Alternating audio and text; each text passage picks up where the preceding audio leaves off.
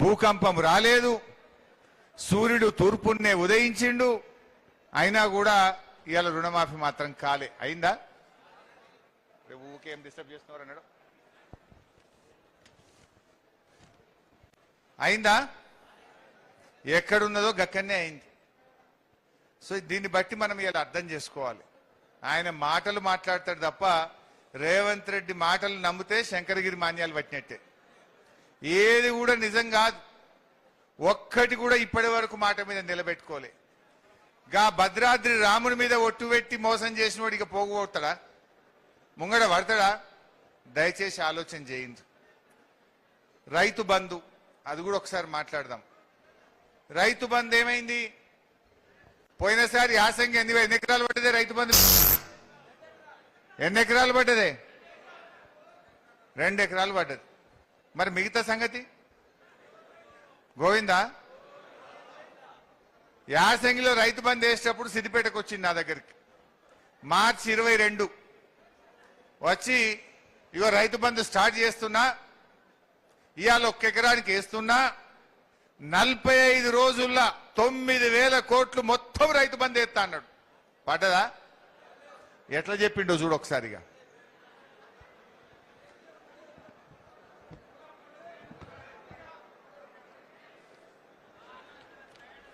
ఇవాళ మార్చి 22 తారీఖు నాడు మనం ఉన్నాం.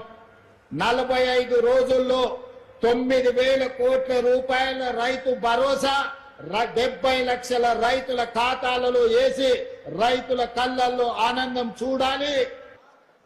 ఏడ చూసిండి ఆనందం? ఎగబెడితే ఆనందం ఉంటుందా? అంటే ఎంత పచ్చి మోసగాడో ఇప్పుడు అర్థం చేసుకోండి.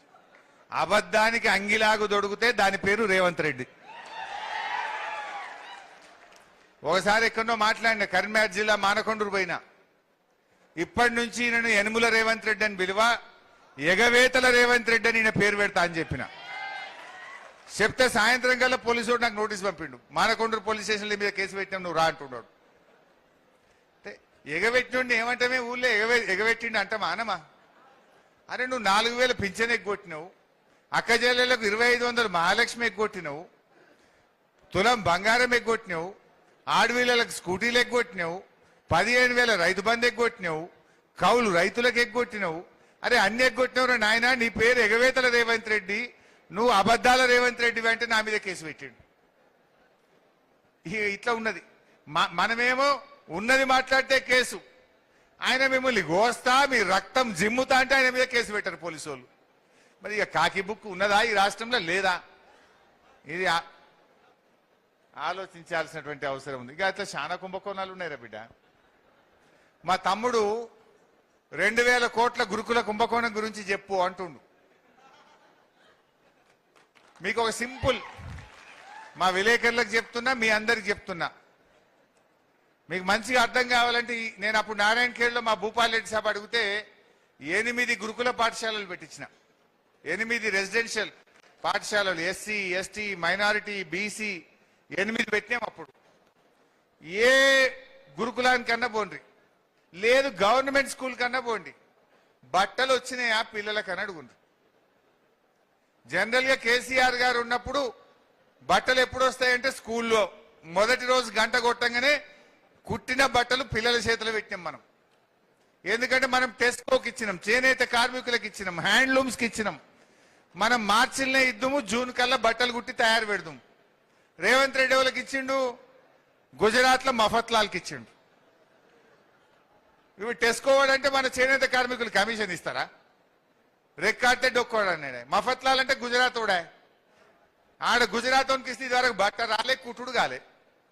ఏ స్కూల్లో కూడా పిల్లలకు ఇప్పటిదాకా బట్టలు రాలే. గురుకుల పాఠశాలల్లో రాసుకోవడానికి నోట్బుక్లు రాలే. మరి ఏం చదువుకోవాలి? 15 రోజులు అయింది స్కూల్ స్టార్ట్ చేసి, రాసుకోనికి బుక్కే లేకపోతే ఇక పిల్లల చదువులేమవుతాయి? మీ కమిషన్ల కక్కుర్తికి ఇవాళ గురుకుల పాఠశాలల్లో ప్రభుత్వ పాఠశాల పిల్లలు ఇవాళ అవస్థలు పడుతున్నటువంటి పరిస్థితి ఏర్పడ్డది. అట్లా చాలా జరిగినాయి. ముఖ్యంగా ఇవాళ మంచినీళ్ళ సంగతి, నారాయణఖేడ్ సంగతి మాట్లాడుకోవాలి. ఒకప్పుడు నేను నారాయణఖేడ్లో భూపాలన్న బై ఎలక్షన్ లో నేను తిరుగుతుంటే ఒక మా చెల్లె ఉండే, ఆమె పేరేంది, చిమ్నీబాయి, ఇవాళ రాలే. చిమ్నీబాయి ఓ రోజు కలిసింది, ఆ తండాకు పోయినా. ఏం తండాది?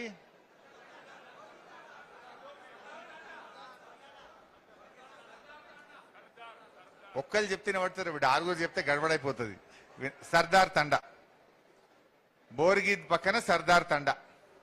ఓ రోజు పోయినాం. నులక మంచం మీద స్నానం చేస్తాం మేము, కింద తాంబాలం పెట్టి మళ్ళా నీళ్లు వాడుకుంటాము అని చెప్పింది చిమ్నీబాయి, చెప్పింది. ఆ తండా వాళ్ళందరూ చెప్పిండ్రు. కేసీఆర్ గారి దృష్టికి తీసుకుపోయి స్పెషల్ డ్రైవ్ పెట్టి మిషన్ భగీరథలో ఇంటింటికి నల్ల పెట్టి కంగ్టీ టు నారాయణ ఖేడ్ ప్రతిరోజు నల్లా వచ్చేటట్టు చేసినాం. ఏ తండల, ఏ ఊర్లో, ఏ చెల్లె బిందె పట్టుకుని రోడ్డు మీదకి రాకుండా చేసి ప్రతి ఇంటికి స్వచ్ఛమైన త్రాగునీరు ఇచ్చింది బీఆర్ఎస్ ప్రభుత్వం. మరి ఇవాళ ఏమైంది? ఆ రోజు ఎండాకాలంలో కూడా రోజు నల్లొచ్చింది కదా, మరి వానకాలంలో నారాయణ ఖేడ్ లో 3 రోజులకు ఒక్కసారి నల్ల ఎందుకు వస్తుందో ఈ రాష్ట్ర ప్రభుత్వం సమాధానం చెప్పాలి. రేవంత్ రెడ్డి సీరుతా, కోస్తా, పీక్తా, ఏక్తా కాదు, నల్లెందుకు వస్తలేదు నారాయణ ఖేడ్ లో, దీనికి ముందు సమాధానం చెప్పు. గండ్ల వీకు నువ్వు సీరేది ఉంటే నీళ్ళు ఎందుకు వస్తలేవో అధికారులను గట్టిగా ప్రశ్నించు, నీ పనితీరులో చీరుడు చూపి. గాని ఇవాళ మనుషుల్ని చీరుడితే ఏమొస్తుంది? నువ్వు ముఖ్యమంత్రివా? నువ్వేంటిది? కొంతమంది 15 రోజులకోసారి వస్తుంది నారాయణ ఖేడ్లో నీళ్ళు అంటున్నారు, కొంతమంది 3 రోజులు అంటున్నారు, కొంతమంది 5 రోజులు అంటున్నారు. మరి ఈ పరిస్థితికి కారణం నువ్వు కాదా? కట్నీళ్లు పెట్టే పొయ్యిలకు ఇచ్చిపోయినాం నీకు. మిషన్ భగీరథ ప్రాజెక్ట్ అంతా కట్టి 4 ఏళ్లు నడిపి 4 ఏళ్లు పబ్లిక్ నీళ్లు తాగినాక కదా నీకు ఇచ్చినాం. నీకు ఎందుకు నడప శాతం అయితలేదు? ఎందుకు ప్రజలకు నీళ్లు ఇవ్వలేకపోతున్నావు అని నేను అడుగుతా ఉన్నా. ఇవాళ మన బోరంచ నీళ్లు అందుతలేవు, బోరంచ కాడ నీళ్లు వచ్చే పరిస్థితి లేదు. రాఘవాపూర్ దగ్గర అవి న్యాల్కల్కు జరాసంగంకు పోతాయి. రాఘవాపూర్ పంప్ హౌస్ కు నీళ్లు అందుతలేవు, పోచారంలో నీళ్లు అందుతలేవు, పాంపాడు కాడ కూడా నీళ్లు అందుతలేవు. దీంతో ఇప్పుడు ఏమైపోయింది? ఇటు నారాయణ ఖేడ్, అటు అందోల్, అటు సంగారెడ్డి, ఇటు జహీరాబాద్ ఎక్కడ కూడా మంచినీళ్లు రాక ఇవాళ ఈ జిల్లా మొత్తం కూడా బాధపడుతున్న పరిస్థితి. అంటే ఈ ప్రభుత్వం మంచినీళ్లు కూడా తాపలేకపోతా ఉన్నది. ఇలా ఎంత దుర్మార్గం అంటే, సింగూర్లో మంచిగా నీళ్లుండే, నిండా నీళ్లుండే సింగూర్లో, దాన్ని మరమ్మతు చేస్తామన్నారు, ఉన్న నీళ్ళని ఖాళీ చేసిండ్రు. పోనీ మరమ్మతన చేసిండ్రా, ఎండాకాలం బాయ్, వానకాలం వచ్చింది, 30 పైసల పని కూడా కాలే. ఉన్న నీళ్లు తీస్తిరి, మరమ్మతు చేయకపోతుంది. ఇప్పుడు మళ్ళా కాలమైనా మరమ్మతు కాలే, మళ్ళా కాలే అంటే ఇంకా ఎన్ని రోజులు బాధపడాలి? ఉన్న ప్రాజెక్ట్ నాగం చేస్తుంది, కాళేశ్వరం ను మరమ్మతు చేయమంటే చేయకపోతుంది. ఇగో ఈ రకమైనటువంటి పరిస్థితులు మనం ఈ రాష్ట్రంలో చూస్తా ఉన్నాం. ఇవాళ నేను రేవంత్ రెడ్డి గారిని ఒకటే అడుగుతున్నా, ఎందుకు మా నారాయణ ఖేడ్కు మంచినీళ్ళు వస్తలేవు? ఎందుకు మా సంగారెడ్డి జిల్లా మంచినీళ్లు రాకుండా బాధపడుతుందో మా మంత్రి సీతక్క సమాధానం చెప్పాలి, ముఖ్యమంత్రి రేవంత్ రెడ్డి గారు సమాధానం చెప్పాలని నేను అడుగుతా ఉన్నా. ఆ రోజు బీఆర్ఎస్ ఎప్పుడు కూడా నీళ్లకు ఇబ్బంది కాకుండా ఇచ్చింది, మరి నువ్వు ఎందుకు ఇవ్వలేకపోతున్నావు? ఇవాళ ఈ నీళ్ళు ఎందుకు వస్తలేవో కూడా ఇవాళ మీరు సమాధానం చెప్పాలని కూడా నేను అడుగుతా ఉన్నా. రైతు బీమా వస్తుందా? ఇప్పుడు 6 నెలల రైతు బీమా బంద్ పెట్టిండ్రు. 6 నెలలకెళ్ళి రైతు బీమా బంద్ అయింది. మీ ఊర్లలో ఎవరైనా రైతు చనిపోతే 6 నెలలకెళ్ళి బీమా పైసలు కూడా బంద్ చేసిండ్రు. ఎల్ఐసికి పైసలు కట్టలే వీళ్ళు. ఒక మంచి పథకం, ఎవరైనా రైతు చనిపోతే ఆ కుటుంబానికి రైతు బంధు పథకం ఒక ధీమాగా ఉండే. 10 రోజుల లోపలనే 5 లక్షల రూపాయలు వచ్చి బ్యాంకులో పడతా ఉండే. ఇవాళ 6 నెలలకెళ్ళి ఆ పథకాన్ని కూడా ఆపేసినటువంటి పరిస్థితి ఉన్నది. ఇంకొక విషయం చెప్పాలి మీకు. ఎలక్షన్ల ముందేమో రేవంత్ రెడ్డి మీరు వడ్లు బండియండ్రి, ఎంత బంటా కొంటా అన్నాడు. ఈ మధ్య మీరు గమనించిండ్రో లేదో, మొన్న ఒక స్టేట్మెంట్ ఇచ్చిండు కేబినెట్ మీటింగ్ అయినాక, కేంద్ర ప్రభుత్వం ఏది కొనమంటే గదే కొంటాం, ఎంత కొనమంటే గంతే కొంటాం అని చెప్పి చేతులు ఎత్తేసింది రాష్ట్ర ప్రభుత్వం. మన నారాయణఖేడ్లో జొన్నలు పండుతాయి. మా భూపాలన్న చెప్పంగానే నేను జొన్నల కొనుగోలు కేంద్రం పెట్టినాం, గింజ లేకుండా కొన్నాం. మక్కలు పండుతాయి, మనమే కొన్నాం.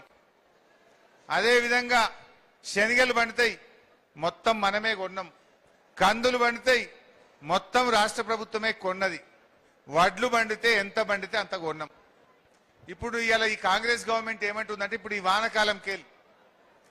వానకాలం పంటకేలి కేంద్రం ఢిల్లీ ఓడి ఎంత కొనమంటే గంతే కొంటా, ఏ పంట కొనమంటే గా పంటనే కొంటా అంటుండు. మరి ఏం కావాలి మనం? ఒకసారి చూడండి ఆ వీడియో.